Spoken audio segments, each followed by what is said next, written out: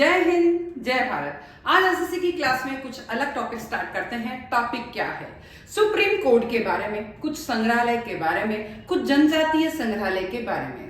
Supreme court के जो इतने साल निकले हैं उनमें क्या क्या डिसीजन हुए, उनमें क्या क्या दो के बीच में जो मामला हो उनसे क्या डिसीजन निकलता है, तो कुछ हिस्ट्री के ईयर्स के बारे में।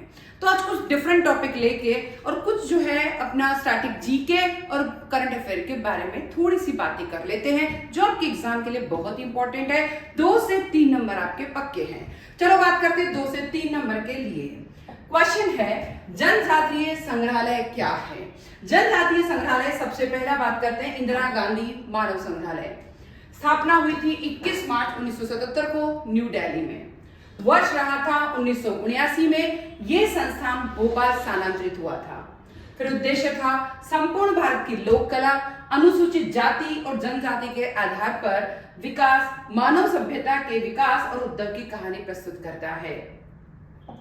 मध्य प्रदेश राज्य जनजातीय संग्रहालय। मध्य प्रदेश में कौन सा जनजातीय संग्रहालय है उसके बारे में बात करते हैं। स्थापना हुई थी 1964 में भोपाल में। वर्ष रहा था 6 जून 2013 को नवीन भवन में स्थापित किया गया था। उद्देश्य था जन सामान्य को जनजातीय समारोह के बारे में बताना, शिविर के बारे में प्रदर्शनियों से जोड़ने के लिए इस संग्रहालय में संग्रहालय मित्र योजना का प्रारंभ किया गया। फिर बात करते हैं आदिवर्त आदिवासी कला संग्रहालय। स्थापना हुई थी 2001 में खजुराहो छतरपुर में। उद्देश्य था जनजातीय कला का प्रदर्शन करना, जनजातीय लोक कला का संरक्षण करना। फिर बात करते हैं श्री बादल भोई आदिवासी जन संग्रहालय। इसके बारे में बात करते हैं। स्थापना हुई थी 1954 छिंदवाड़ा में। ठीक है, नाम परिवर्तन हुआ 1975 में। संग्रहालय को राज्य संग्रहालय का नाम दिया गया। फिर जिसे 1997 में बदल के और उसका क्या नाम बढ़ गया, बादल भोई जनजातीय संग्रहालय। 15 अगस्त 2003 से सभी पर्यटक के लिए खोला गया है। इसमें आदिवासी गोत्र चिन्ह प्रदर्शित किए गए हैं। फिर बात करते हैं सहरिया जनजाति के बारे में। उसका संग्रहालय कहाँ है? 1990 में स्थापित हुआ श्योपुर में। उद्देश्य था सहरिया विकास प्राधिकरण के पदेन अध्यक्ष और तत्कालीन ग्वालियर चंबल कमिश्नर श्री अजय शंकर ने 1986 में शहरी जाति के संरक्षण व उसकी संस्कृति पर शोध हेतु एक जो है पुरातत्व संरक्षण समिति बनाई, जिसने सहरिया संग्रहालय स्थापित करने की अनुशंसा की। यह संग्रहालय पूरे देश में एकमात्र सहरिया जनजाति का संग्रहालय है। रानी दुर्गावती संग्रहालय। स्थापना हुई थी 1976 में जबलपुर में। बात करते हैं इसके उद्देश्य क्या है। संग्रहालय में कल्चरी एवं गौड़ राज्य की पुरा सामग्री सुरक्षित है। यह संग्रहालय रानी दुर्गावती के रणकौशल, साहस और वीरता की कहानी पर आधारित है। फिर बात करते हैं राजा शंकर शाह संग्रहालय। स्थापना हुई थी जबलपुर में।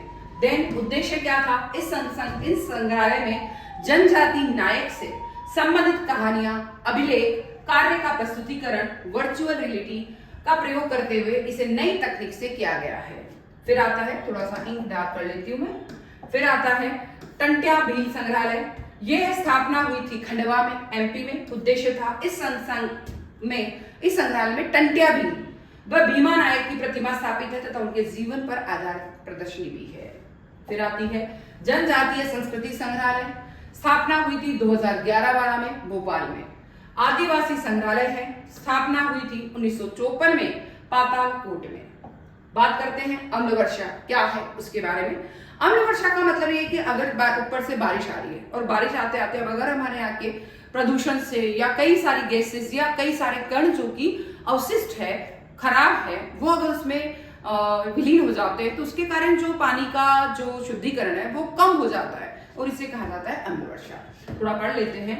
सामान्य आसुत जल का पीएच मान 7 होता है, परंतु वर्षा के रूप में पृथ्वी पर आने वाले जल का पीएच मान 7 से कम 5 से 6 के बीच हो जाता है, तो ऐसी वर्षा को हम अम्लीय वर्षा कहते हैं। वर्षा का जल भी पूर्णतः शुद्ध नहीं होता क्योंकि वायुमंडल में उपस्थित कार्बन डाइऑक्साइड वर्षा के जल में घुलकर जैसे कार्बोनिक जल से दुर्बलिक अम्ल H2CO3 का निर्माण कर लेते हैं, जिसका पीएच मान 6.5 से आसपास हो जाता है। किंतु यदि वायुमंडल में सल्फर के ऑक्साइड तथा नाइट्रोजन के ऑक्साइड उपस्थित हो तो ये जल से क्रिया करके नाइट्रिक अम्ल और सल्फ्यूरिक अम्ल जैसे प्रबल अम्ल का निर्माण करते हैं, जिससे पीएच मान घटकर 5.5 से भी कम हो जाता है, जिससे पृथ्वी पर आने वाली वर्षा अम्लीय वर्षा हो जाती है। जलीय तंत्र पर हानिकारक प्रभाव पड़ता है। जलीय जीव जैसे मछली की मृत्यु आदि पर भी प्रभाव देखे जा सकते हैं। मानवीय स्वास्थ्य पर भी दुष्प्रभाव, जैसे त्वचा का कैंसर होने लगता है। पीने के पानी और भोजन में विषाक्तता की वृद्धि हो रही है। पानी में लवणता से ऊतक का लवणीय संतुलन भी बिगड़ जाता है। फिर बात करते हैं सुप्रीम कोर्ट के बारे में कि सुप्रीम कोर्ट की स्थापना हुई है उससे लेकर आज तक में जो उसमें संशोधन हुए, और या फिर जो उसके बारे में कि कौन कौन से दो मतलब कोर्ट केसेस आए, उनके बाद वो डिसीजन क्या क्या सुप्रीम कोर्ट ने डिसीजन निकाला, उसके बारे में भी हम लोग बात कर लेते हैं। वैसे बात करते हैं कि सुप्रीम कोर्ट की स्थापना 28 जनवरी 1950 को हुई। तब से लेकर 75 वर्ष हो चुके हैं और सुप्रीम कोर्ट ने ऐसे फैसले दिए हैं जो नागरिकों के मौलिक अधिकार तथा संविधान की मर्यादा, समानता, निजता, आरक्षण और अभिव्यक्ति की स्वतंत्रता को मजबूत किया है। सुप्रीम कोर्ट का वर्णन भारतीय संविधान के भाग 5 में किया गया है और अनुच्छेद 124 से लेकर 146 तक ये इसके लिए दिए गए हैं। सुप्रीम कोर्ट से संबंधित प्रावधान के बारे में बात करते हैं।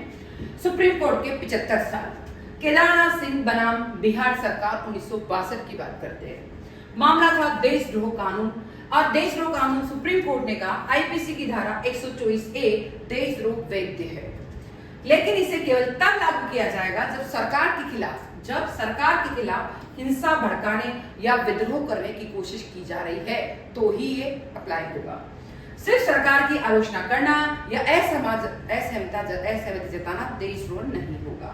ठीक है, फिर आते हैं केशवानंद भारती बनाम केरल सरकार 1973। इसके बारे में संसद, राज्य सरकार और कार्यपालिका की शक्ति सीमित की गई। देन फैसला था संविधान की मूल संरचना, बेसिक स्ट्रक्चर को नहीं बदला जा सकता, उसमें संशोधन किया जा सकता है। मतलब संसद चाहे कोई भी संशोधन कर सकती है, लेकिन लोकतंत्र, स्वतंत्रता, न्यायपालिका की स्वतंत्रता, धर्मनिरपेक्षता जैसे मूल तत्व को कभी भी नहीं बदला जा सकता। फिर बात करते हैं मेनका गांधी बनाम भारत सरकार 1978। मामला था पासपोर्ट जब्त करने को लेकर। देन सुप्रीम कोर्ट ने कहा कि अनुच्छेद 21 जीवन और व्यक्तिगत स्वतंत्रता केवल कानून द्वारा स्थापित प्रक्रिया तक ही सीमित नहीं है, इसमें न्यायपूर्ण, उचित और तर्कसंगत प्रक्रिया भी शामिल है। मतलब राज्य किसी को बिना उचित कारण और न्याय संगत प्रक्रिया के स्वतंत्रता से वंचित नहीं कर सकता है, इसका पूरा ध्यान रहेगा। इस फैसले से मौलिक अधिकार को आपस में जोड़कर व्यापक स्वरूप दिया गया।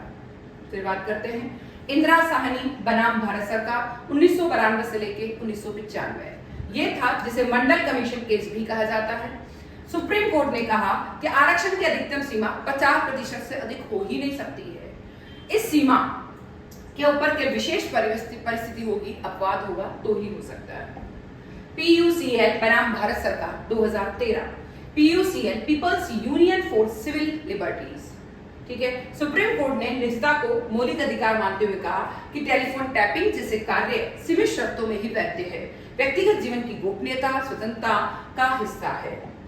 विशाखा बनाम राजस्थान सरकार 1997। एक महिला के यौन शोषण मामले में सुप्रीम कोर्ट ने महिला की कार्यस्थल पर सुरक्षा को लेकर गाइडलाइन बनाई और बाद में इन्हीं आधार पर संसद जो अगर कोई भी व्यक्ति उसके उत्पीड़न के लिए बात करता है, संसद ने इस महिलाओं की सुरक्षा का अधिनियम बताया 2013 में बनाया।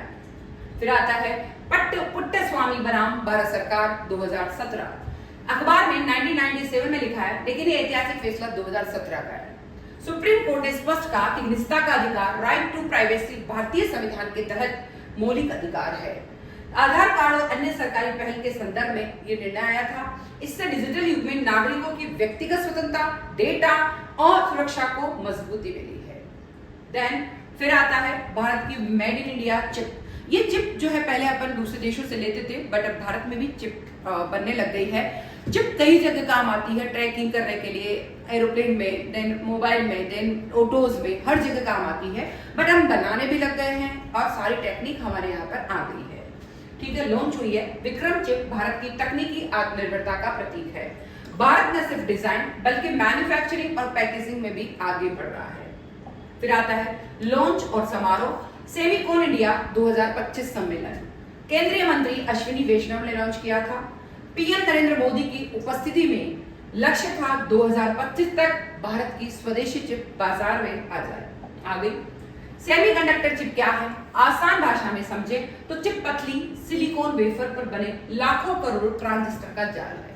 यह कंप्यूटर करती है, यही कंप्यूट करती है, मेमोरी मैनेज करती है, सिग्नल प्रोसेस करती है, डिवाइस को स्मार्ट बनाती है। अलग अलग कामों के लिए अलग अलग तरह की चिप जैसे CPU, GPU, processing, MCU control, memory, analogue वगैरह इस्तेमाल होती है। विक्रम प्रोसेसर भारत का पहला 32 बिट माइक्रो प्रोसेसर है। डेवलपर इसरो सेमीकंडक्टर लेबोरेटरी, पूरी तरह मेड इन इंडिया है। डिजाइन, वेरिफिकेशन, टेस्टिंग सब कुछ इंडिया का है। डिफेंस, स्पेस जैसे हाई रिलायबिलिटी इस्तेमाल के लिए भी प्रयोग की जाएगी। रेडिएशन टॉलरेंट और लॉन्ग लाइफ के लिए यूज की जाएगी। फिर आता है चिप वैल्यू चेन, ये यानी डिजाइन भी, फैब्रिकेशन भी, आर्किटेक्चरल लॉजिक, वेफर पर ट्रांजिस्टर बनाना, असेंबली, पैकेजिंग और टेस्टिंग सब अपनी है। देन भारत का semiconductor mission 2021 semicon India programme शुरू 76,000 करोड़ प्रोत्साहन से हुआ था। 10 परियोजना में 1 लाख करोड़ निवेश हुए थे। 5 निर्माण यूनिट्स प्लस 5 जो है कई नई डिजाइन यूनिट्स आई थी। भारत में ग्लोबल चिप डिजाइन और निर्माण में तेजी से बढ़ना इसका उद्देश्य रहा है और बढ़ रहा है। चिप का इस्तेमाल कहाँ किया जाएगा? मोबाइल, कंप्यूटिंग, ऑटो, टेलीकॉम और एरोस्पेस, डिफेंस और इंडस्ट्रियल में सब में किया जाएगा। क्या है भारत में राइट टू रिकॉल, यानी अगर हमको लगता है कि हम किसी के विरुद्ध आवाज उठा सकते हैं तो या किसी भी जो सरकार है उसको गिरा सकते हैं, अच्छे मायनों में सरकार को गिरा सकते हैं। अगर हमने गांव में पार्षद को चुना है, सरपंच को चुना है, किसी को भी चुना है तो उसके विरुद्ध हम आवाज उठा के अगर कितना % जो है हमारा बहुमत होना चाहिए उसके बाद हम सरकार को गिरा सकते हैं, उसको उसके पद से हटा सकते हैं। That's called right to recall. हमें यह अधिकार है। जनता अपने चुने हुए प्रतिनिधि को कार्यकाल से पहले हटा सकती है या नहीं, इसके बारे में परिचय राइट टू रिकॉल प्रत्याहार का अधिकार। मतलब मतदाताओं को अपने चुने प्रतिनिधि के बीच कार्यकाल में हटाने का अधिकार है। भारत में अधिकार राष्ट्रीय स्तर पर नहीं, केवल लोकल लेवल पर पंचायत, नगरपालिका, नगर निगम पर ही ये उसको अधिकार मिला हुआ है। इतिहास प्राचीन काल में एथेंस लोकतंत्र में परंपरा थी। आधुनिक उत्पत्ति स्विट्जरलैंड से हुई, फिर अमेरिका में आ गई थी। 1903 में लॉस एंजल्स नगर पालिका में पहली बार लागू हुआ था यूएसए में। 1908 में मिशिगन और ओरेगन राज्यों में भी लागू हो गया। संविधान और बहस भारत की बात करते हैं। रविंद्रनाथ सान्याल 1924 हिंदुस्तान रिपब्लिक एसोसिएशन के घोषणा पत्र में रिकॉल की मांग की गई। संविधान सभा में बहस हुई। कुछ सदस्यों का मानना था कि वोट के साथ हटाने का अधिकार भी होना चाहिए। डॉक्टर भीमराव अम्बेडकर प्रस्ताव अस्वीकार किया गया। मतलब अपन पहले की बात कर रहे हैं जब संविधान बना था। सरदार पटेल 1946 कुछ बुरे लोगों के लिए पूरे चुनावी सिस्टम को अस्थिर नहीं करना चाहिए। अनुच्छेद 326 में लिखा कि वयस्क मताधिकार का अधिकार है, राइट टू रिकॉल का प्रावधान नहीं है। बट भारत में पहला लागूकरण उत्तर प्रदेश में हुआ। 1946 से ग्राम सभा स्तर पर सरपंच पर अविश्वास प्रस्ताव के रूप में लागू किया गया। मध्य प्रदेश में 2000 से लागू हुआ और लेकिन कानून की जानकारी के अभाव में इसका प्रयोग बहुत कम हुआ है। फिर बात करते हैं कहाँ लागू है। मध्य प्रदेश, छत्तीसगढ़, बिहार, झारखंड, राजस्थान आदि स्थानीय निकाय स्तर पर लागू हो सकता है। उत्तर प्रदेश, उत्तराखंड, बिहार, झारखंड, मध्य प्रदेश, छत्तीसगढ़, महाराष्ट्र, हिमाचल प्रदेश, पंजाब 94 से अविश्वास प्रस्ताव रूप में लागू है। हरियाणा हाल ही में सरपंच के लिए पंचायत स्तर पर। संसद विधानसभा चुनाव में अभी तक लागू नहीं हुआ। फिर बात करते हैं कैसे काम करता है। पार्षद को लिए भ्रष्टाचार या गलत काम पर परिषद निर्णय ले सकती है। नगर पालिका का अध्यक्ष नगर पालिका के अध्यक्ष को राइट टू रिकॉल करने के लिए कुल पार्षद का 1/3 समर्थन से प्रस्ताव आता है। राज्य निर्वाचन आयोग जनता का 50% होना चाहिए प्लस समर्थन होना चाहिए, तभी उसको पद से हटाया जा सकता है, बाकी नहीं। फिर मेयर के लिए 1/3 पार्षद का प्रस्ताव होना चाहिए, 1/3 पार्षद का। ये राज्य निर्वाचन आयोग ने कहा है। जनमत संग्रह 50% से अधिक मतदान समर्थन अगर है तो उसको पद से हटाया जाएगा। प्रक्रिया क्या है? कुल वोटर बाई चांस अपन इसको समझते हैं। अगर किसी जगह कुल वोटर है 15 लाख, ठीक है, कुल पार्षद है 85, कुल वोटर है 15 लाख, कुल पार्षद है 85, मेयर हटाने का प्रस्ताव पास अगर करना है तो 85 में से 64 पार्षद का प्रस्ताव होना चाहिए, समर्थन होना चाहिए, तो ही उसको राइट टू रिकॉल है हटाया जा सकता है।